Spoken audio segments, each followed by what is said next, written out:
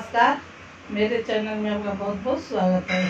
घर में पधारे गजानन जी, मेरे घर में पधारे, घर में पधारे गजानन जी, मेरे घर में पधारे।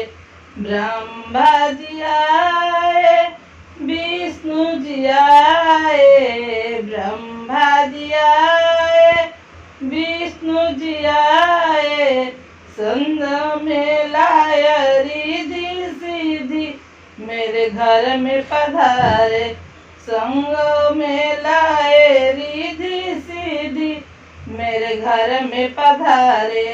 घर में पधारे गजानन जी, मेरे घर में पधारे।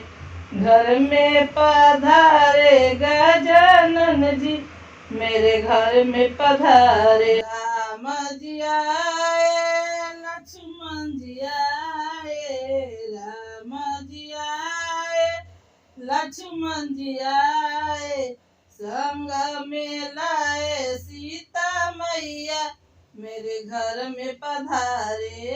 संग में लाए सीता माता, मेरे घर में पधारे।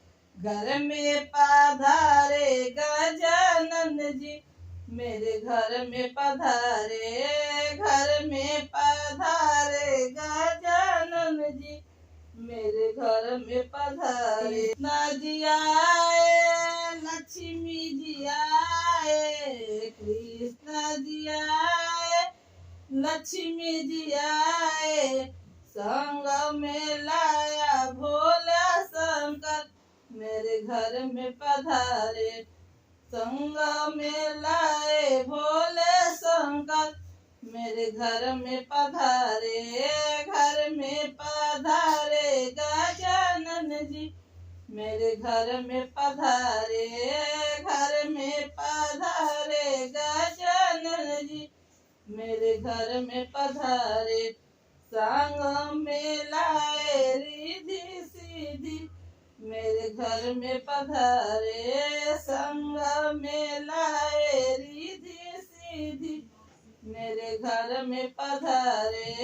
घर में पधारे गजानन जी, मेरे घर में पधारे। अच्छा लगे तो वीडियो को लाइक कीजिए, चैनल को सब्सक्राइब कीजिए। फिर मिलते हैं अगली वीडियो के साथ।